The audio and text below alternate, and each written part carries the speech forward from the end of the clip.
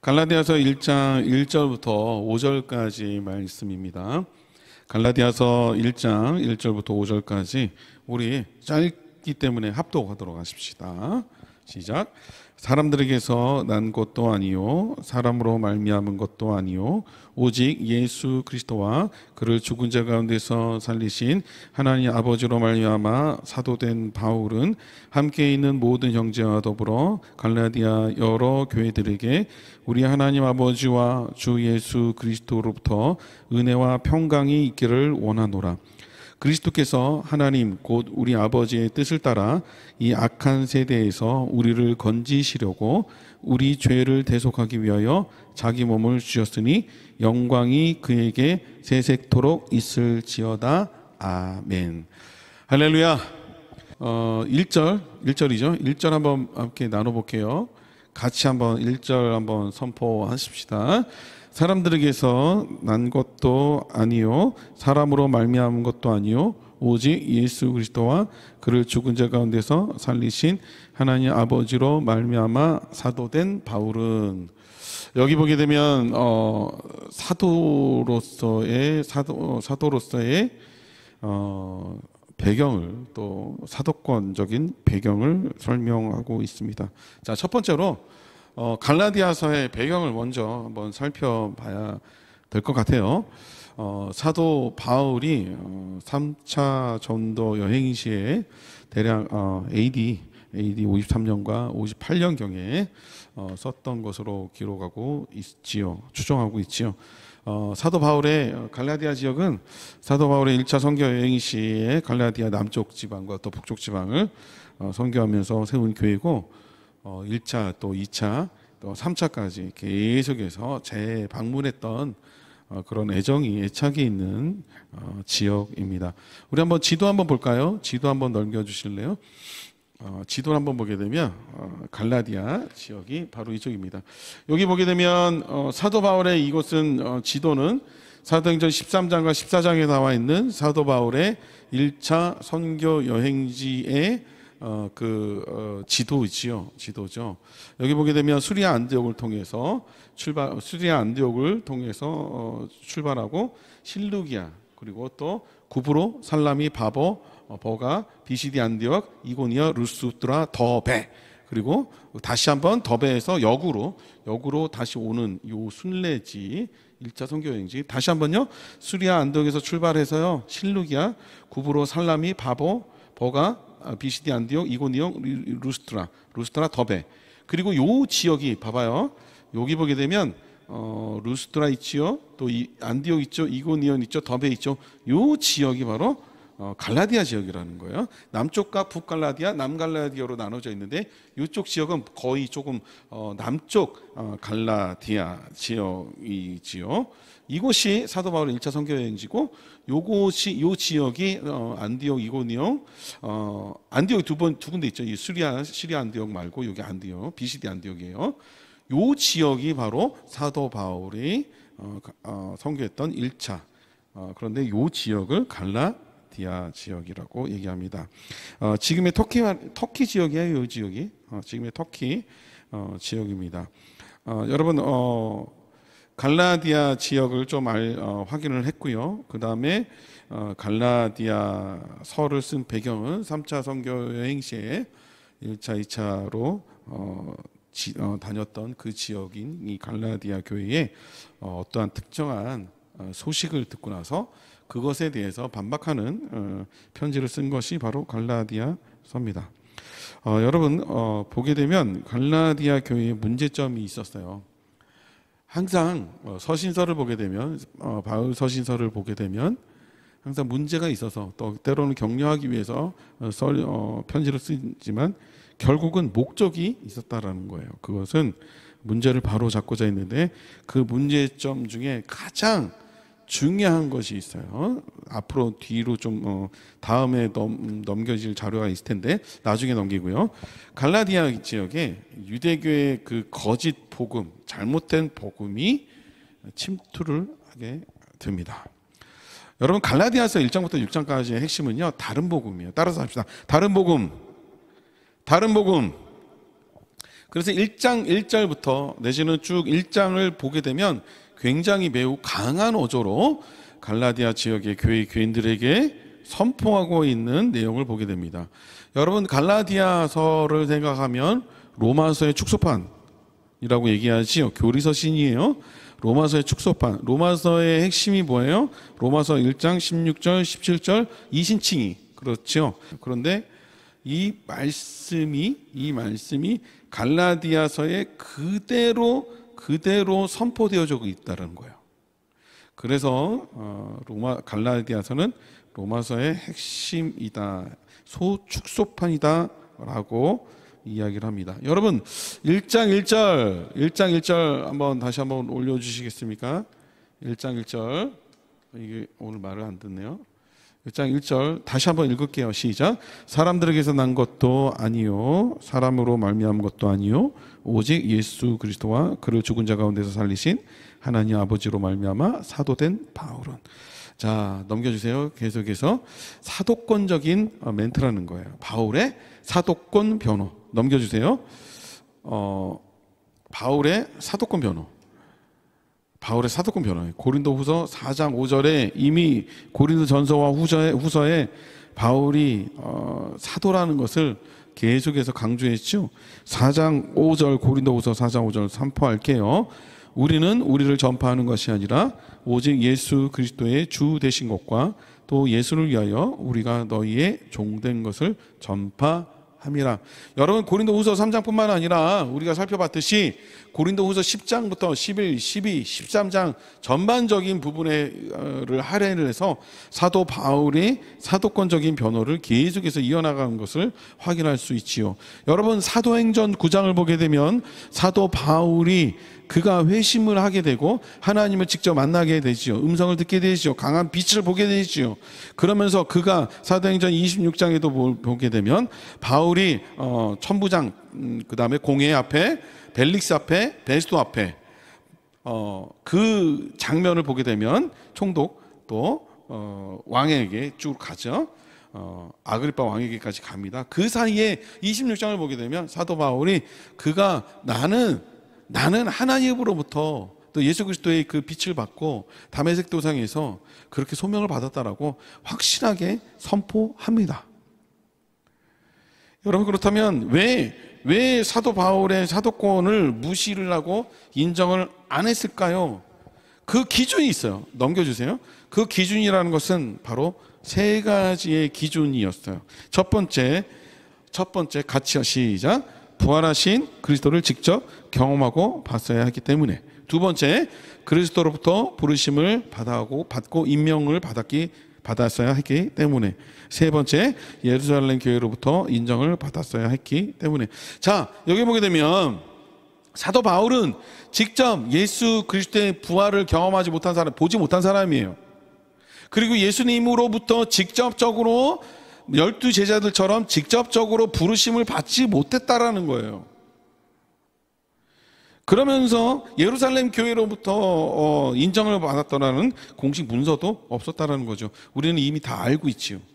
여러분, 사도 바울은 자기 자신의 그 사도권적인 상황이 유대교 교인들이 볼 때는 인정받지 못했었다라는 거예요. 그런데 더 놀라운 것은 왜 그럼 그들이 바울이 사도가 아니라고 계속해서 강조를 했을까? 이것은 거칠애에 불과하고 속내는 바로 그거예요. 무엇인가니? 그 당시에 갈라디아 지역의 교인들에게 침투했던 정말로 말도 안 되는 하나님께 벌을 받아야 되는, 심판을 받아야 되는 끔찍한 내용은 뭐였냐면 율법을 지켜야만이 구원에 이를 수 있다라고 하는, 예수 그리스도의 그 십자가의 복음을 외면하고 인정하지 않았다라는 거예요. 놀랍죠? 율법을 지킴으로, 또 율법을 행함으로, 율법을 또 계속해서 묵상하고, 그건 맞지요. 틀린 것이 아니에요. 그렇지만 중요한 것은 율법의 완성이 누구예요? 예수 그리스도. 율법은 몽학선생이라고 얘기하죠. 예수 그리스도를 안내해주는 몽학선생이라는 거예요. 그런데 율법을 철저히 지켜야만이 이게 잘못된 거죠. 율법도 지켜야 되는 거예요. 그런데 율법을 지켜야만이 구원에 이를 수 있다라고 하는 잘못된 신앙과 잘못된 사상들이 갈라디아 지역의 교인들에게 침투해 있었다라는 거예요. 사도 바울은 이에 격분하게 됩니다. 사도 바울은 이에 너무나도 격분하게 됩니다. 여러분, 그러면서 본인이 사도라는 것을 먼저 선포하고 있다는 거예요.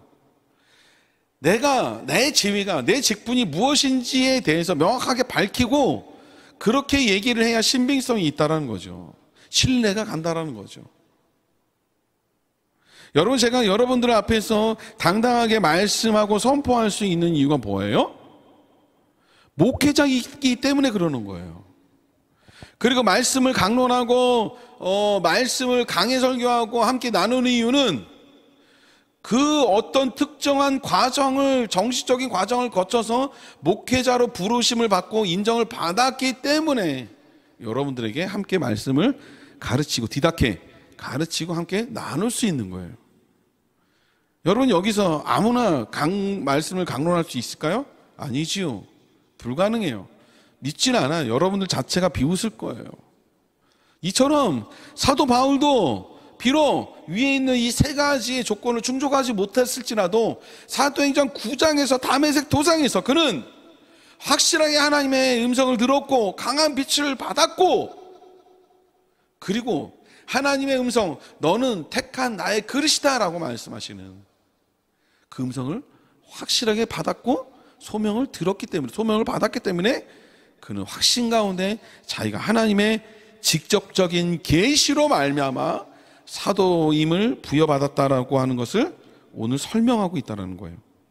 그래서 1장 1절에 보게 되면 예수 그리스도와 그를 죽은 자 가운데 살리신 하나님 아버지로부터 말미암아 사도된 바울은 이라고 직접적으로 하나님의 계시로 말미암아 받았다라고 선포하고 있다는 거예요.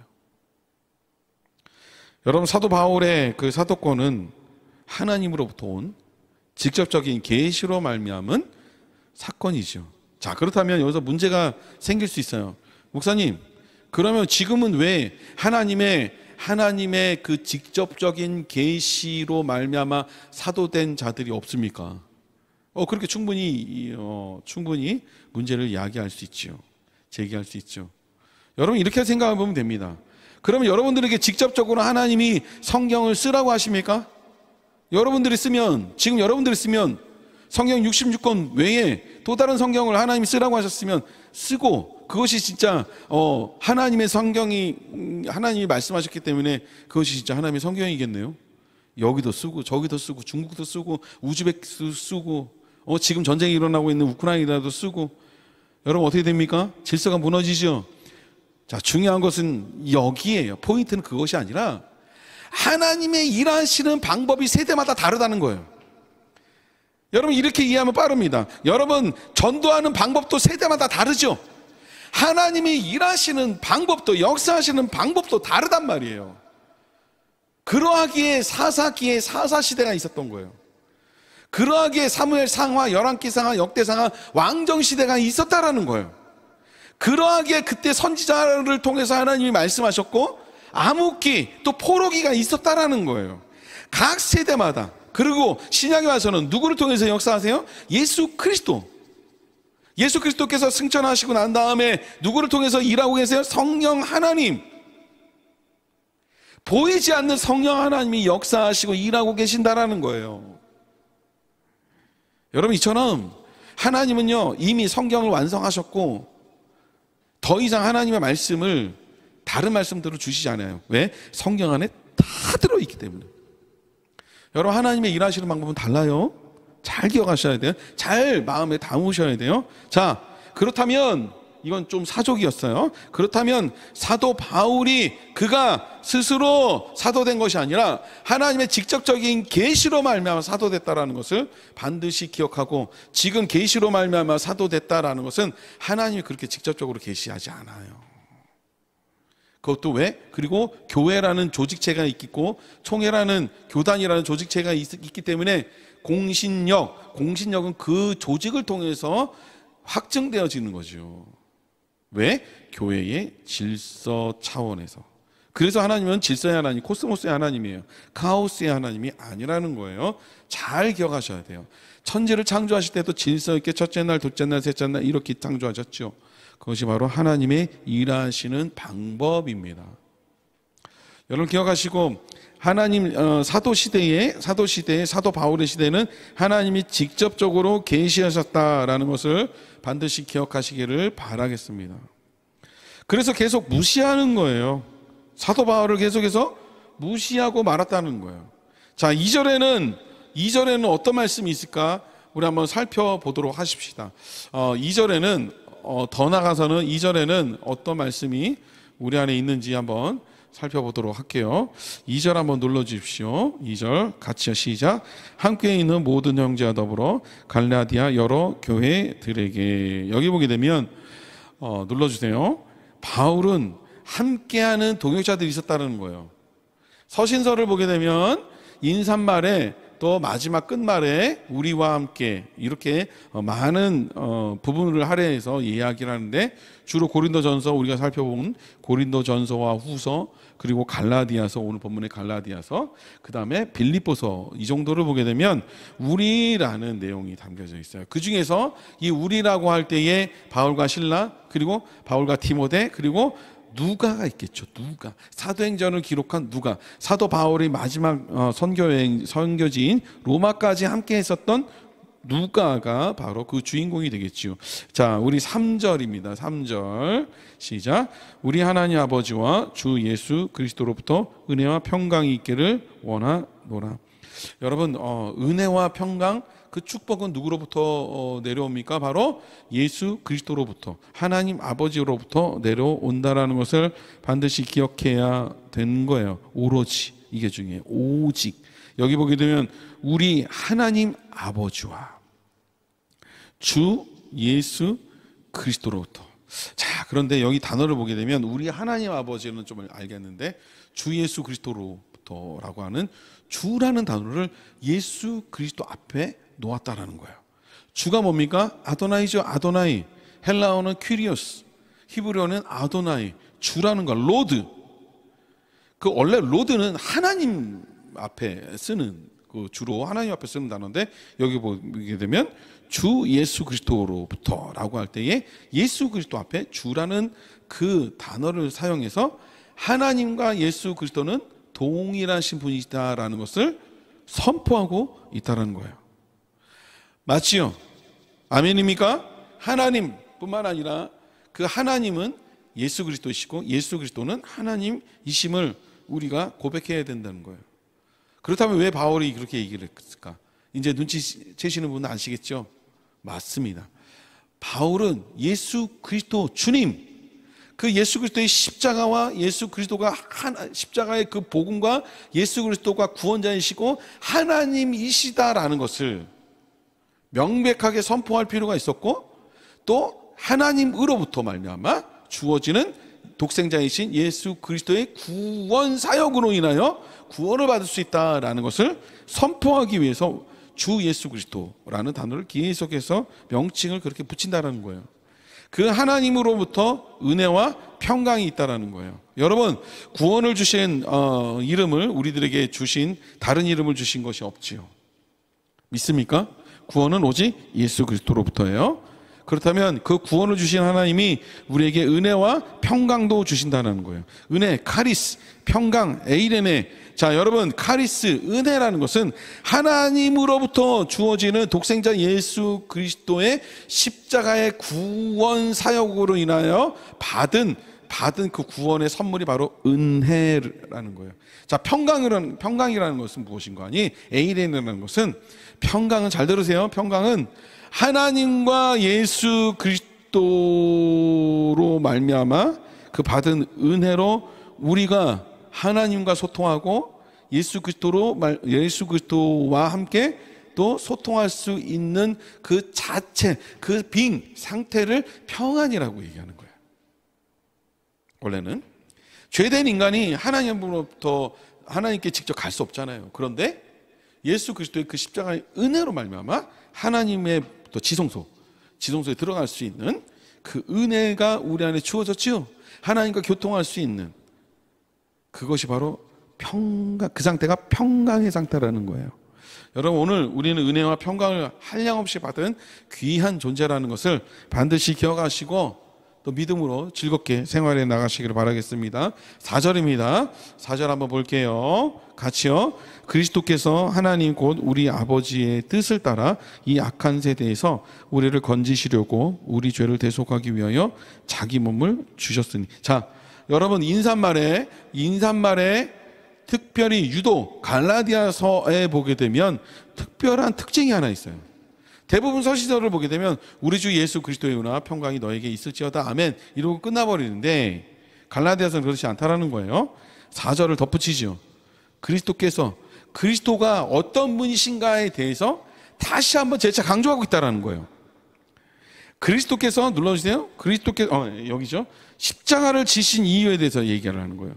그것은 하나님의 뜻이었다는 거예요. 로마서 5장 8절에 같이 한번 선포하십시다. 우리가 아직 죄인 되었을 때에 그리스도께서 우리를 위하여 죽으심으로 하나님께서 우리에게 대한 자기의 사랑을 확증하셨느니라. 예수 그리스도로 말미암는 그 사랑은, 십자가의 죽으심은 하나님의 사랑의 확증이라는 거예요. 하나님의 뜻이라는 거죠. 그런데 여기 보게 되면 우리 아버지의 뜻을 따라 이 악한 세대에서 우리를 건지시려고 우리 죄를 대속하기 위하여 자기 몸을 주셨다는 거예요. 자, 갈라디아서 핵심은요, 다른 복음이에요. 다른 복음. 다른 복음은 없다라는 거예요. 여기 보게 되면 예수 그리스도를 왜 이렇게 자세히 설명할까요? 여기 보게 되면 우리를 건지시려고 우리 죄를 대속하기 위하여, 이중강조죠. 자기 몸을 주셨대. 삼중강조예요. 그 예수 그리스도가 위에 보면 주 하나님인데, 주님이신데, 그 예수 그리스도가 하나님의 뜻대로 우리를 위하여 구원하시기 위해서, 여기 보게 되면 미리 뜻을 따라 이 악한 세대에서 우리를 건지시려고 하는 뜻이 뭐예요? 우리를 구원하시려고 하는 뜻이라는 거예요. 그 예수 그리스도에 대해서 계속해서 강조하고 있다는 거예요. 여러분, 다른 복음은 없어요.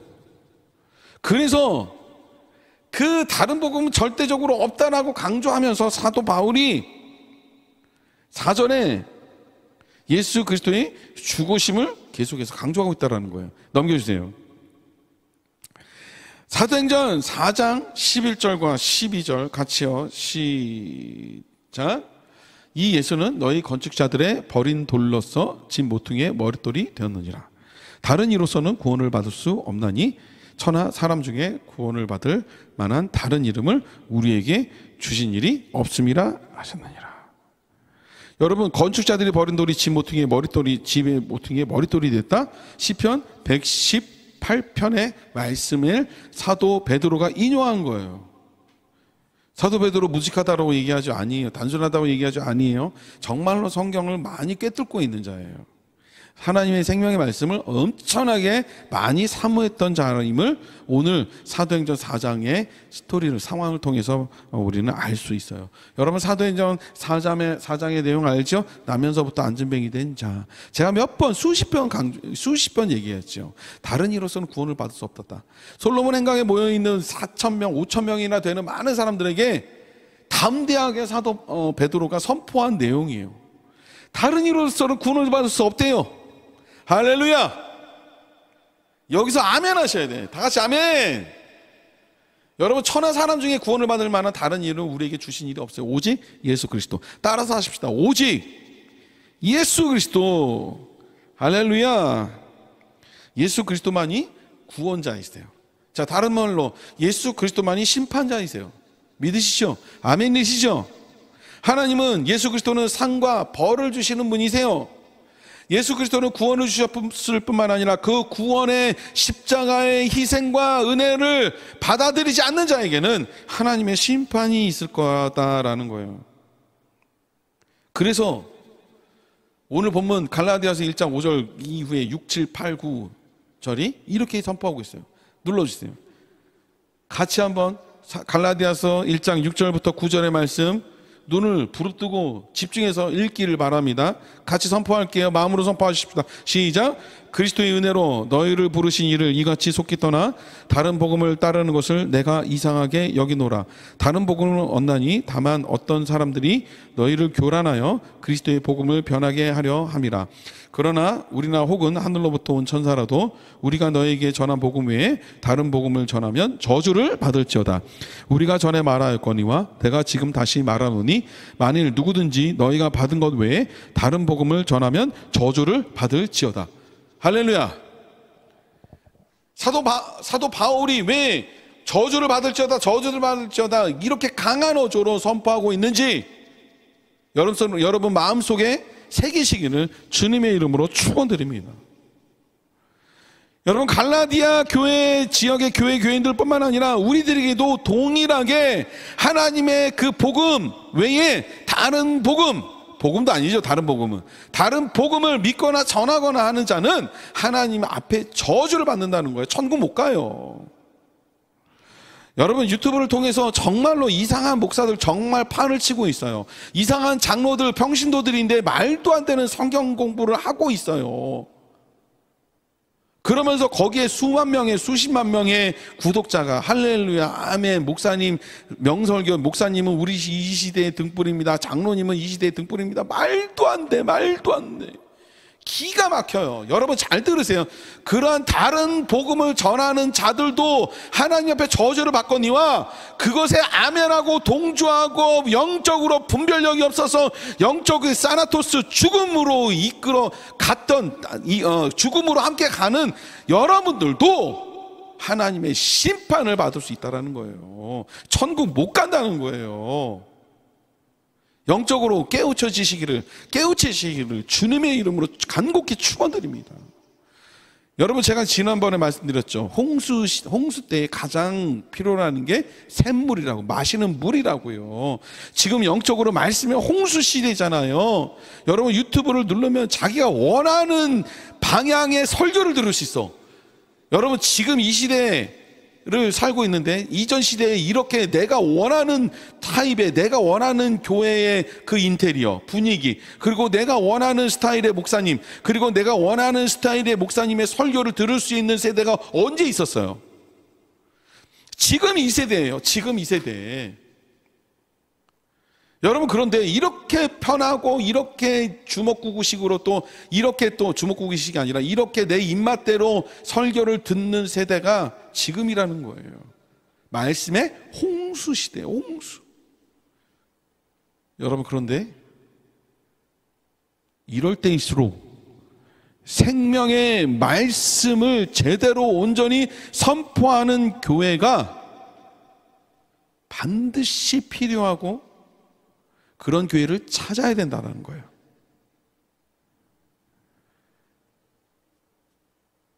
여러분 8월 15일 날 장충공원인가요? 거기서 무슨 집회 하나 있지요. 그 집회 영상 보지 마세요. 제가 간곡히 부탁드립니다. 어떤 목사님은요 설교를 하는데 한 30분 40분 정도 설교를 하는데 목사님이 육두문자 쌍욕을 뱉어내는데 수십 번을 뱉어내. 그게 어떻게 설교가요? 그게 어떻게 설교예요? 여러분 8월 15일 무슨 집회 때 무슨 광장에 가면요 광장에 가서 시위를 해야 되는데 그때 방언을 터진대요. 이게 설교입니까? 이게 목회자입니까? 하나님 앞에 심판받아요. 그때 안 오면 방언을 못 받는데 무슨 집회도 아니야. 무슨 시위하는 데인데 그곳에 가야만이 방언을 터진대요. 방언이. 그러면서 아멘 하고 난리가 났어. 여러분 하나님은 지켜보고 계세요. 하나님은 은혜를 주시는 은혜를 주시는 분이심과 동시에 하나님은 심판을 주시는 분이세요. 결국은 돈이죠. 결국은 만몬이에요. 그래서 그들은 결국은 돈을 착취하기 위해서 가스라이팅 하는 거예요. 여러분 이런 것도 영분별 하셔야죠. 여러분 우리는 영분별을 할 수 있는 자들이어야만 될 줄 믿습니다. 어린아이가 되지 아니하고 성인의 장성한 분량에 이르기까지 우리가 지혜를 지혜를 가지고 하나님 앞에 지혜를 구하며 장성한 분량이 이른 데까지 커 나가야 되는 거예요. 여러분, 영적 분별력 없는 거 죄입니다. 하나님 앞에 깨우쳐야 되고 돌아와야 되고 하나님의 말씀 앞에 제대로 바로 서 있어야 된다는 거예요. 큰일 났어요. 한국교회 큰일 났습니다. 여러분, 까딱 잘못하면 그 사람에게서 돈 엄청나게 많이 흘러가고 그 사람이 자기 아들에게 그 돈을 물려준다라고 얘기했지요. 그런데 자기 아들이 독생자라요. 독생자는 예수 그리스도잖아요. 예수 그리스도 한 분이셨잖아요. 그런데 자기 아들이 독생자래. 그런데 거기서 아멘 아멘 하고 있어요. 여러분, 깨우치시기를 주님의 이름으로 축원드립니다. 여러분, 새기쁨의 교회, 적어도 이 방송을 듣고 있는 글로벌 우리 새기쁨의 교회 모든 성도님들은요, 영적으로 깨 있어야 되는 거예요. 영적인 분별력이 있어야만 된다는 거예요.